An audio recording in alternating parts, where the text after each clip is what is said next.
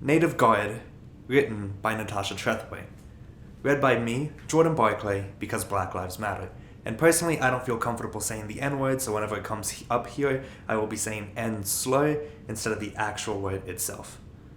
Alright, with that said, let's dive in. Native Guide. Memory is a cemetery. I visited once or twice. White, ubiquitous, and the set aside. Everywhere underfoot. Charles Wright.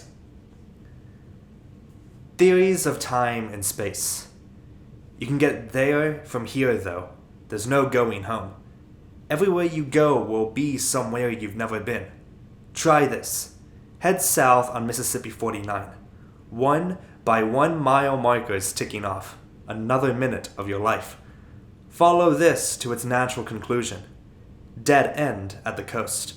The pier at Gulfport, where riggings of shrimp boats are loose stitches in a sky-threatening rain, cross over the man-made beach, 26 miles of sand, dumped on the mangrove swamp, buried terrain of the past.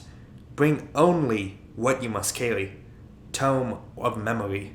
Its random blank pages. On the dock, where you board the boat for Ship Island. Someone will take your picture. The photograph, who you were, will be waiting when you return. 1. I'm going there to meet my mother. She said she'd meet me when I come. I'm only going over Jordan. I'm only going over home. Traditional. The Southern Crescent. 1. In 1959, my mother is boarding a train. She is barely 16. Her one large grip bulging with homemade dresses, whisper of crinoline and lace, her name stitched inside each one. She is leaving behind the dirt roads of Mississippi, film of red dust around her ankles, the thin whistle of wind through the floorboards of the shotgun house, the very idea of home. Ahead of her, days of travel, one town after the next, and California. A word she can't stop repeating, over and over. She will practice meeting her father. Imagine how he must look, how different now from the one photo she has of him. She will look at it once more, pulling into the station at Los Angeles, and then again and again. On the platform, no one like him in sight. 2. The year the old Crescent makes its last run, my mother insists we ride it together. We leave Gulfport late morning, heading east. Years before, we rode together to meet another man, my father, waiting for us as our train derailed. I don't recall how she must have held me, how her face sank as she realized, again, the uncertainty of it all. That trip, too, gone wrong. Today, she is sure we can leave home, bound only for whatever awaits us. The sun now setting behind us, the rails humming like anticipation, the train pulling us toward the end of another day. I watch each small town pass before my window until the light goes, and the reflection of my mother's face appears, clearer now as evening comes on, dark and certain. Genus Narcissus. Fair daffodils, we weep to see you haste away so soon. Robert Herrick. The road I walked home from school was dense with trees and shadow, creekside and lit by yellow daffodils, early blossoms, bright against winter's last gray days. I must have known they grew wild, thought no harm in taking them. So I did, gathering up as many as I could hold, then presenting them, in a jar, to my mother. She put them on the sill, and I sat nearby, watching light bend through the glass, day easing into evening, proud of myself for giving my mother some small thing. Childish vanity, I must have seen in them the measure of myself, the slender stems, each blossom a head lifted up toward praise, or bowed to meet its reflection. Walking home those years ago, I knew nothing of Narcissus or the daffodils' short spring. How they dry like graveside flowers, rustling when the wind blew. A whisper, treacherous, from the still. Be taken with yourself, they said to me. Die early, to my mother. Graveyard Blues. It rained the whole time we were laying her down. Rained from church to grave when we put her down. The suck of mud at our feet was a hollow sound. When the preacher called out, I held up my hand. When he called for a witness, I raised my hand. Death stops the body's work. The soul's a journeyman. The sun came out when I turned to walk away. Glared down on me as I turned and walked away. My back to my mother, leaving her where she lay. The road going home was pocked with holes. That home-going road's always full of holes. Though we slow down, time's wheel still rolls. I wander now among names of the dead. My mother's name, stone pillow for my head. What the body can say. Even in stone, the gesture is unmistakable. The man upright, though on his knees, spine arched, head flung back, and covering his eyes, his fingers spread across his face. I think grief. And since he's here in the courtyard of the divinity school, what he might ask of God. How easy it is to read this body's language, or those gestures we've come to know. The raised thumb, that is both a symbol of agreement and the request for a ride. The two fingers held up that once meant victory, then peace. But what was my mother saying that day not long before her death? Her face tilted up at me, her mouth falling open, wordless, just as we open our mouths in church to take in the wafer. Meaning communion? What matters is context, the side of the road, or that my mother wanted something I still can't name. What, kneeling, my face behind my hands, I might ask of God. Photograph, Ice Storm, 1971. Why the rough edge of beauty? Why the tired face of a woman suffering made luminous by the camera's eye? Or the storm that drives us inside for days, power lines down, food rotting in the refrigerator, while outside the landscape glistens beneath a glaze of ice? Why remember anything but wonder of those few days? The iced trees, each leaf in its glassy case. The picture we took that first morning, the front yard a beautiful, strange place.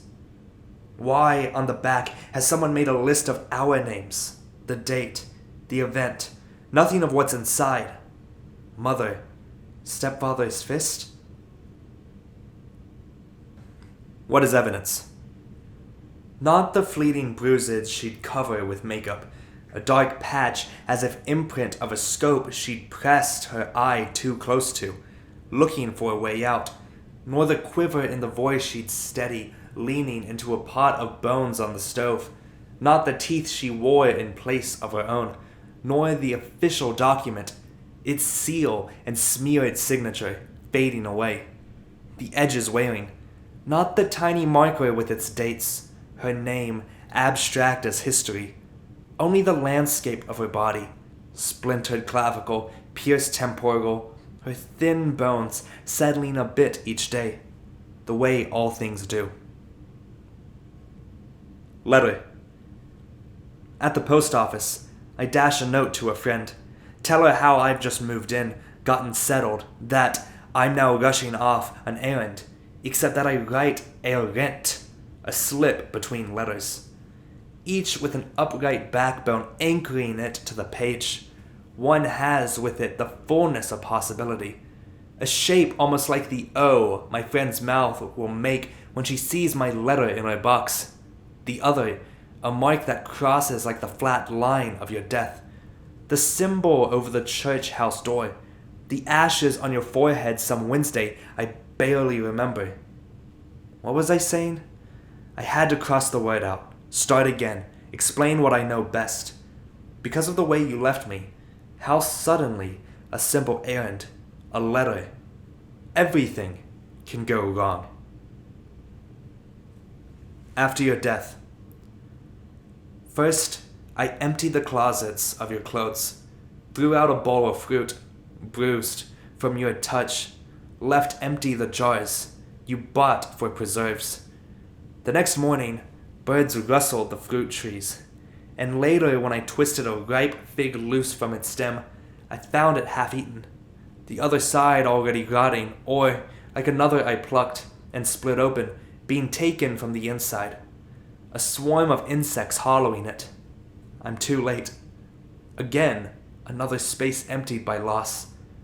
Tomorrow, the bowl I have yet to fill. Myth. I was asleep while you were dying. It's as if you slipped through some rift, a hollow I make between my slumber and my waking. The air abyss I keep you in, still trying not to let go. You'll be dead again tomorrow, but in dreams you live. So I try taking you back in the morning, sleep heavy, turning, my eyes open. I find you do not follow. Again and again, this constant forsaking. Again and again, this constant forsaking. My eyes open. I find you do not follow. You back into morning, sleep heavy, turning. But in dreams you live, so I try taking, not to let go. You'll be dead again tomorrow. The air abyss I kept you in, still trying. I make between my slumber and my waking. It's as if you've slipped through some rift, a hollow. I was asleep while you were dying.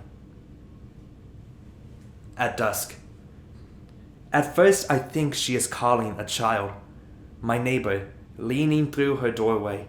At dusk, street lamps just starting to hum, the backdrop of evening. Then I hear the high-pitched wheedling we send out to animals who know only sound, not the meanings of our words, hear, hear, nor how they sometimes fall short. In another yard, beyond my mother's sight, the cat lifts her ears, turns first toward the voice, then back to the constellation of fireflies flickering near her head.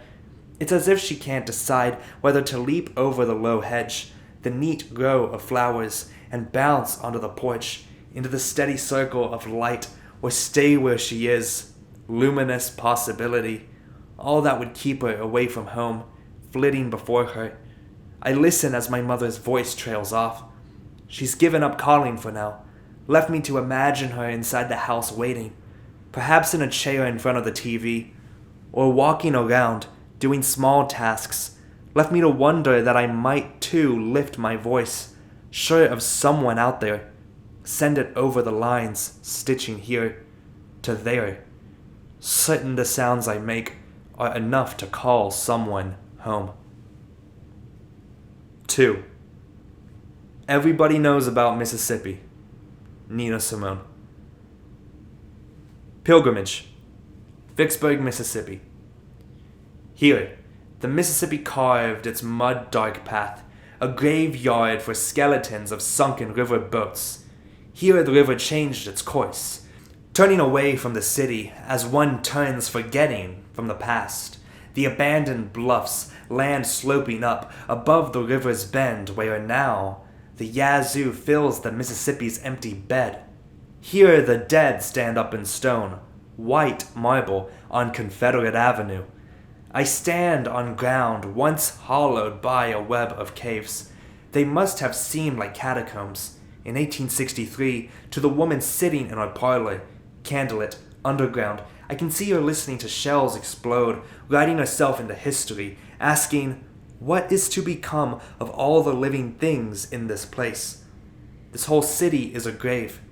Every spring, pilgrimage, the living come to mingle with the dead, brush against their cold shoulders in the long hallways, listen all night to their silence and indifference, relive their dying on the green battlefield.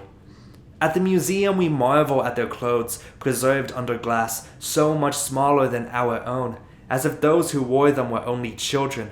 We sleep in their beds. The old mansions hunkered on the bluffs, draped in flowers, a funeral, a blur, of petals against the river's gray.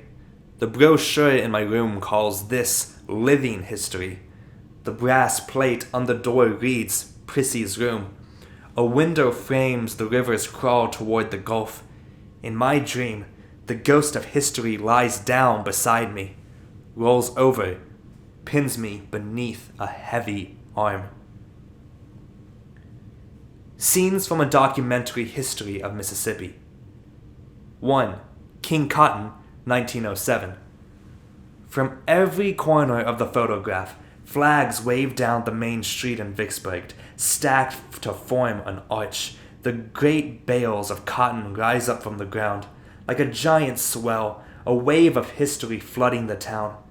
When Roosevelt arrives, a parade, the band will march, and from every street corner, flags wave down. Words on a banner, Cotton, America's King, have the sound of progress. This is 2 years before the South's countermarch, the great balls of cotton, risen up from the ground, infested with boll weevils, a plague, biblical, all around. Now, Negro children ride the bales, clothes stiff with starch. From up high, in the photograph, they wave flags down, for the president who will walk through the arch, bound for the future, his back to us, the children on their perch. Those great bales of cotton rising up from the ground stare at us. Cotton surrounds them, a swell, a great mound, bearing them up back towards us from the arch. From every corner of the photograph, flags wave down, and great bales of cotton rise up from the ground. 2.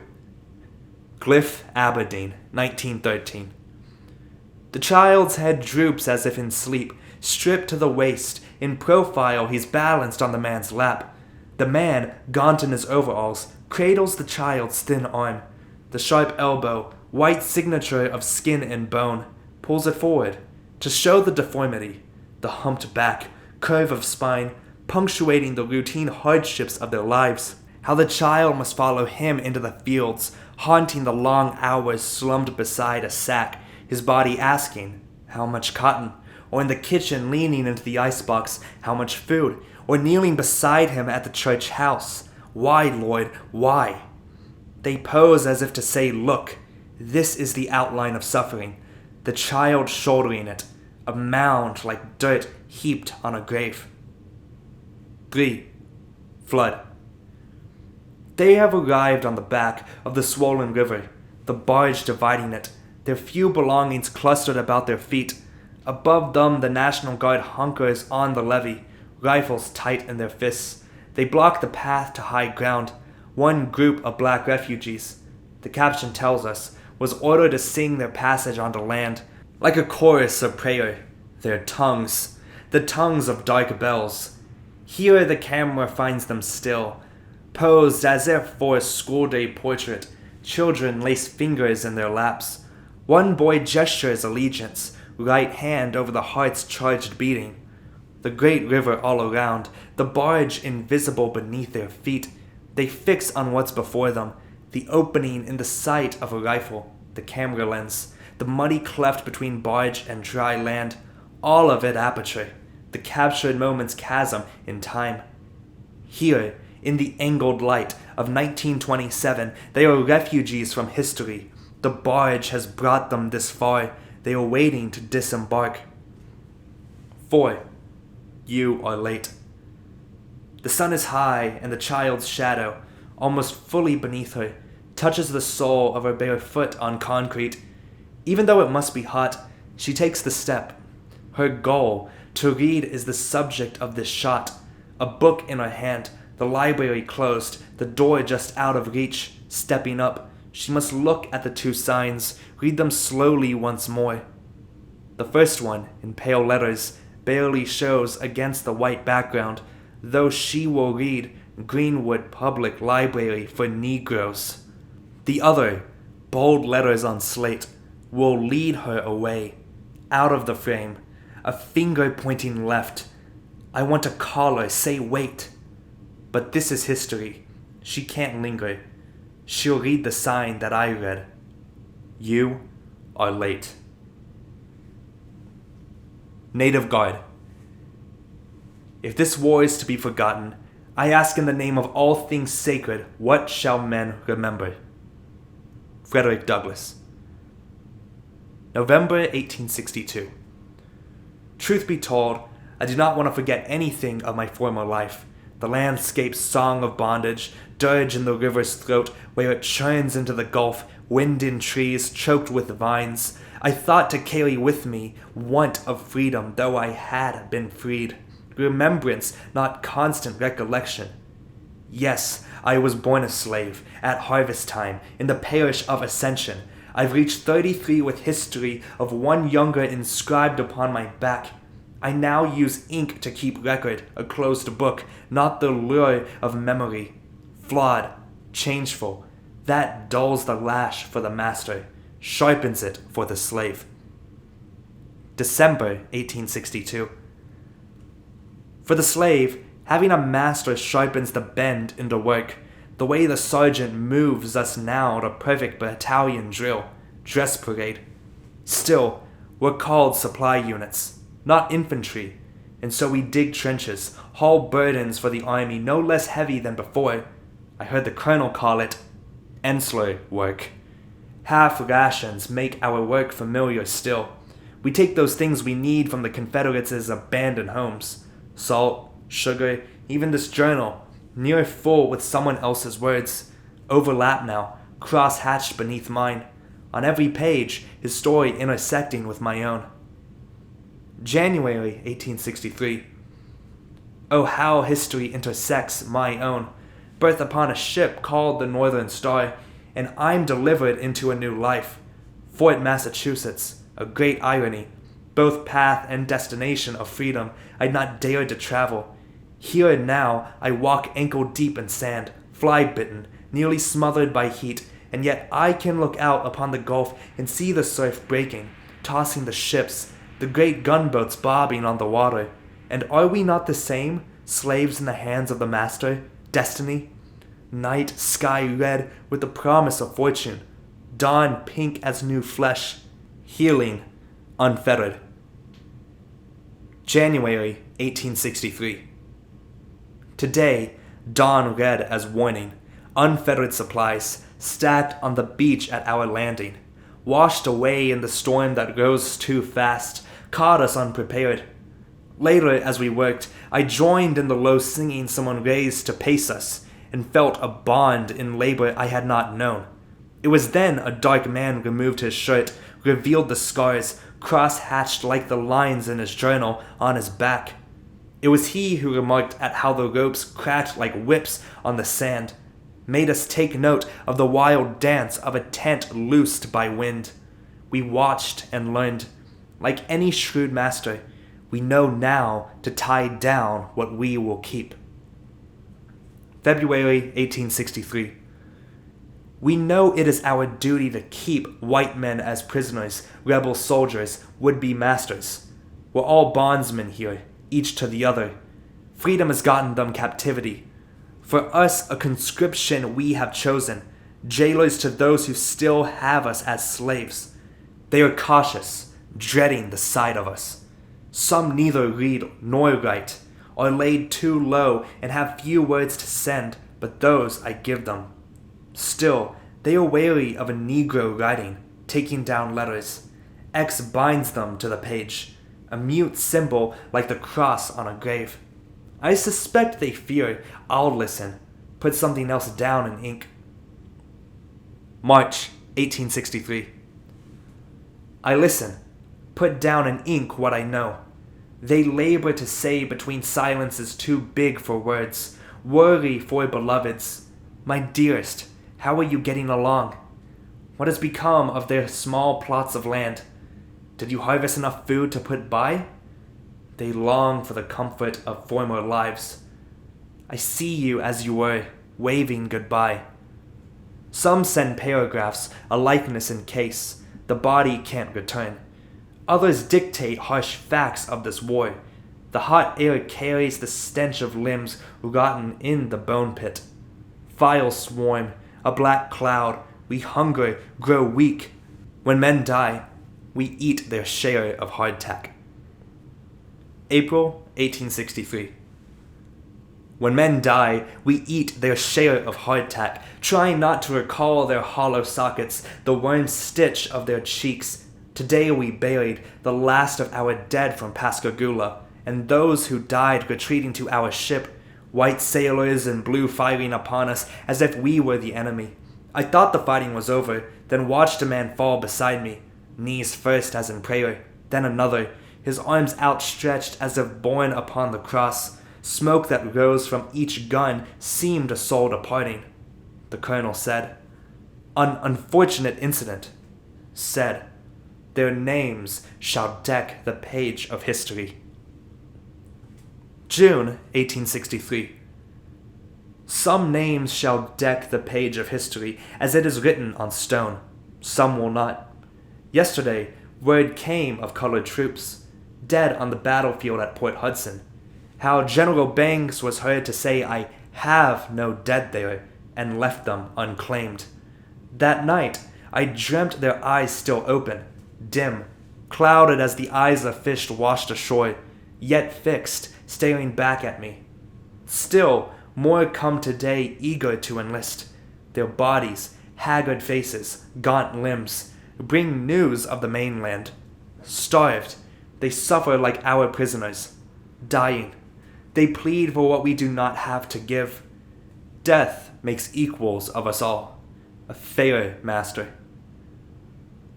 August 1864. Dumas was a fair master to us all. He taught me to read and write. I was a manservant, if not a man, at my work. I studied natural things. All manner of plants, birds I draw now in my book. Wren, willet, egret, loon. Tending the gardens, I thought only to study live things. Thought never to know so much about the dead. Now, I tend Ship Island graves, mounds like dunes that shift and disappear. I record names, send home simple notes, not much more than how and when, an official duty. I'm told it's best to spare most detail, but I know there are things which must be accounted for. 1865. These are things which must be accounted for. Slaughter under the white flag of surrender, black massacre at Fort Pillow, our new name, the Corps d'Afrique, words that take the native from our claim, mossbacks and freedmen, exiles in their own homeland, the diseased, the maimed, every lost limb, and what remains, phantom ache, memory haunting an empty sleeve, the hog eaten at Gettysburg unmarked in their graves, all the dead letters unanswered, untold stories of those that time will render mute. Beneath battlefields, green again, the dead molder, a scaffolding of bone we tread upon, forgetting, truth be told. Again, the fields. After Winslow Homer, the dead they lay long the lines like sheaves of wheat. I could have walked on the bodies, almost from one end to the other. No more muskets. The bone-drag weariness of marching, the trampled grass, soaked earth red as the wine of sacrament. Now the veteran turns toward a new field, bright as domes of the Republic. Here he has shrugged off the past, his jacket and canteen flung down in the corner. At the center of the painting, he anchors the Trinity, joining earth and sky. The wheat falls beneath his scythe, a language of bounty, the swaths like scripture on the field's open page. Boundless, the wheat stretches beyond the frame, as if toward a distant field, the white canvas where sky and cotton meet, where another veteran toils, his hand the color of dark soil. 3. Oh, magnet South, oh, glistening perfumed South, my South, oh, quick metal, rich blood, impulse and love, good and evil, oh, all dear to me. Walt Whitman. Pastoral. In the dream, I am with the fugitive poets. We gathered for a photograph. Behind us, the skyline of Atlanta hidden by the photographer's backdrop, a lush pasture, green, full of soft-eyed cows, lowing, a chant that sounds like no, no, yes. I say to the glass of bourbon I'm offered, we're lining up now, Robert Penn Warren, his voice just audible above the drone of bulldozers, telling us where to stand. Say, race, the photographer croons. I'm in blackface again when the flash freezes us. My father's white, I tell them, and rural. You don't hate the South? They ask. You don't hate it? Miscegenation. In 1965, my parents broke 2 laws of Mississippi. They went to Ohio to marry, returned to Mississippi.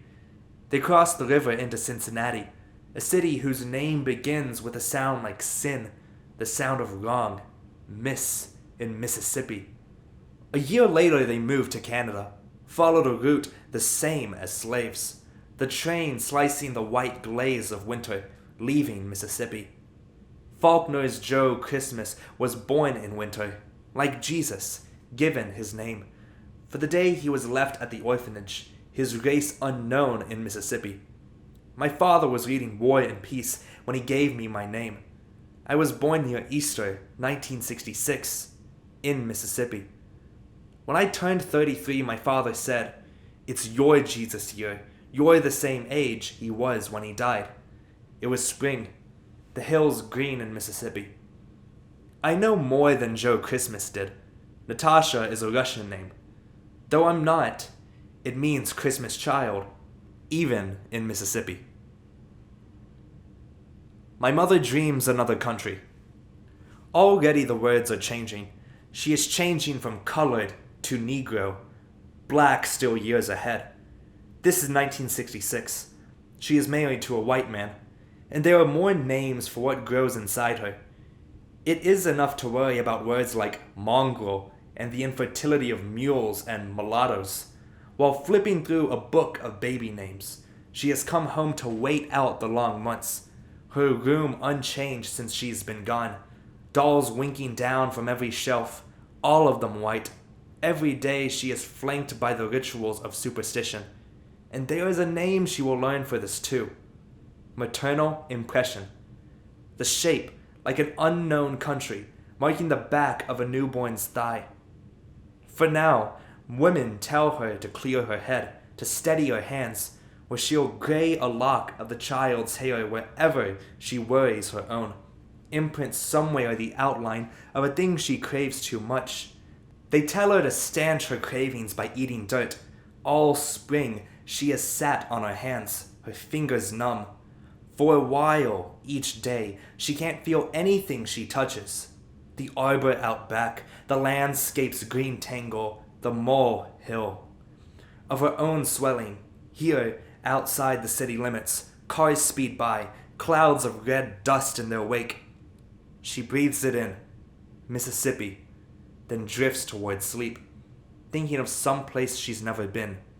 Late, Mississippi is a dark backdrop bearing down on the windows of her room, on the TV in the corner. The stations sign off, broadcasting its nightly salutation, the waving stars and stripes, our national anthem.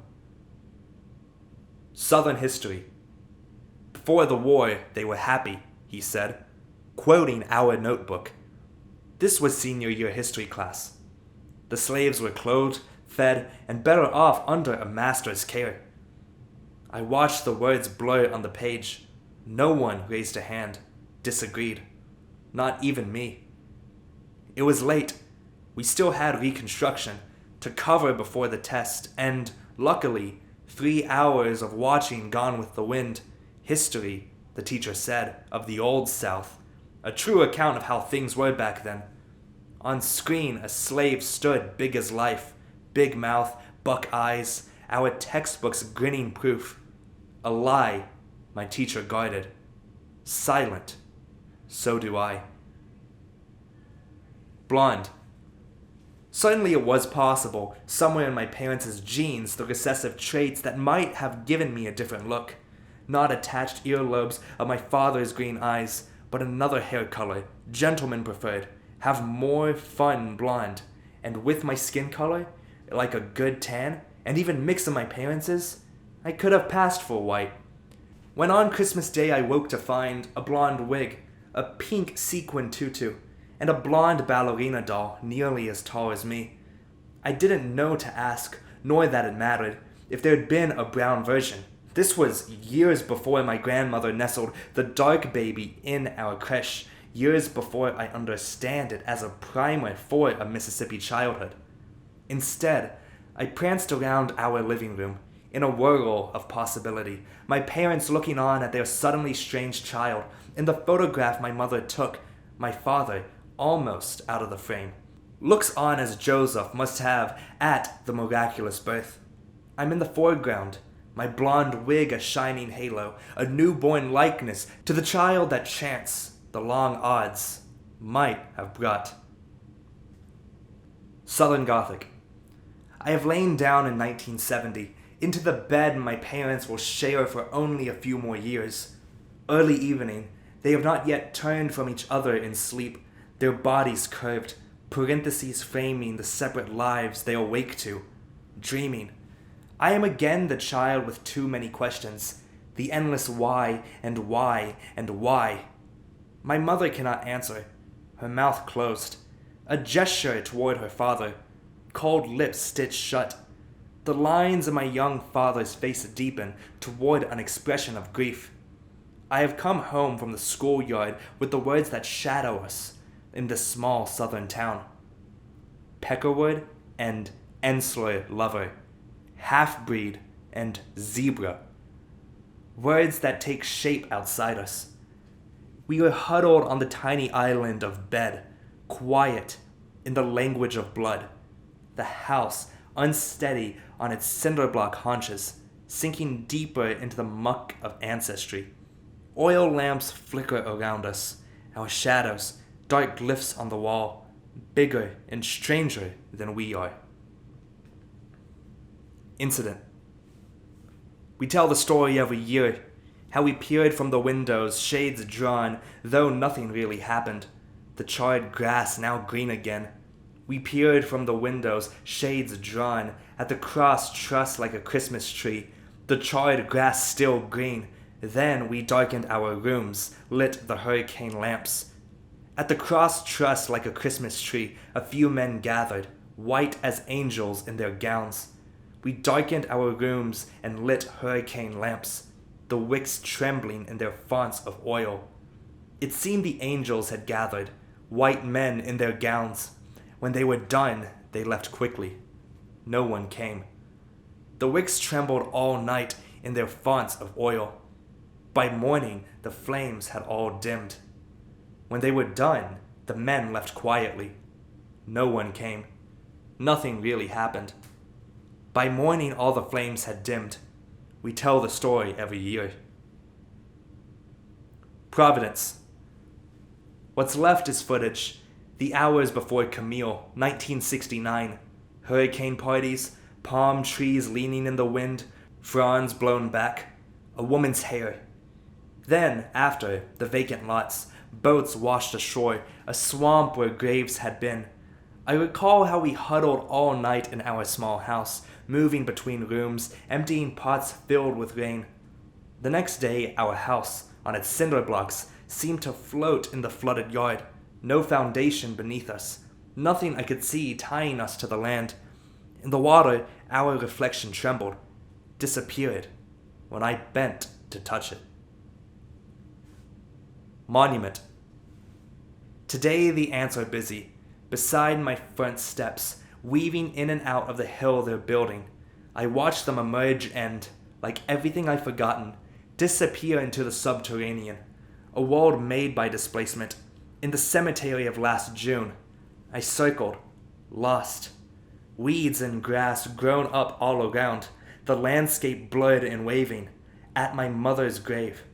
Ants streamed in and out like arteries, a tiny hill rising above her untended plot. Bit by bit, red dirt piled up, spread like a rash on the grass. I watched a long time, the ants' determined work, how they brought up soil of which she will be part, and piled it before me. Believe me when I say I've tried not to begrudge them, their industry, this reminder of what I haven't done. Even now, the mound is a blister on my heart, a red and humming swarm. Elegy for the native guards. Now that the salt of their blood stiffens the saltier oblivion of the sea. Alan Tate. We leave Gulfport at noon. Gulls overhead trailing the boat, streamers, noisy fanfare, all the way to Ship Island. What we see first is the fort, its roof of grass, a lee, half reminder of the men who served there, a weathered monument to some of the dead. Inside we follow the ranger, hurried though we are to get to the beach. He tells of graves lost in the Gulf, the island split in half when Hurricane Camille hit, shows us casemates, cannons, the store that sells souvenirs, tokens of history long buried. The Daughters of the Confederacy has placed a plaque here, at the fort's entrance. Each Confederate soldier's name raised hard in bronze, no names carved for the native guards. 2nd Regiment, Union men, black phalanx. What is monument to their legacy? All the grave markers, all the crude headstones, water lost. Now fish dart among their bones, and we listen for what the waves intone. Only the fort remains, near 40 feet high, round, unfinished, half open to the sky. The elements, wind, rain, God's deliberate eye. South. Homo sapiens is the only species to suffer psychological exile. E. O. Wilson. I return to a stand of pines, bone-thin phalanx, flanking the roadside, tangle of understory, a dialectic of dark and light, and magnolias blossoming like afterthought, each flower a surrender, white flags draped among the branches. I return to Land's End, the swath of coast clear-cut and buried in sand. Mangrove, live oak, gulfweed raised and replaced by thin palms, palmettos, symbols of victory or defiance over and over, marking this vanquished land. I return to a field of cotton, hollowed ground, as slave legend goes, each bowl holding the ghosts of generations. Those who measured their days by the heft of sacks and lengths, of rows whose sweat flecked the cotton plants still sewn into our clothes. I returned to a country battlefield where colored troops fought and died, Port Hudson where their bodies swelled and blackened beneath the sun, unburied until Earth's green sheet poured over them, unmarked by any headstones, where the roads, buildings, and monuments are named to honor the Confederacy. Where that old flag still hangs, I return to Mississippi, state that made a crime of me, mulatto, half-breed, native in my native land. This place, they will bury me.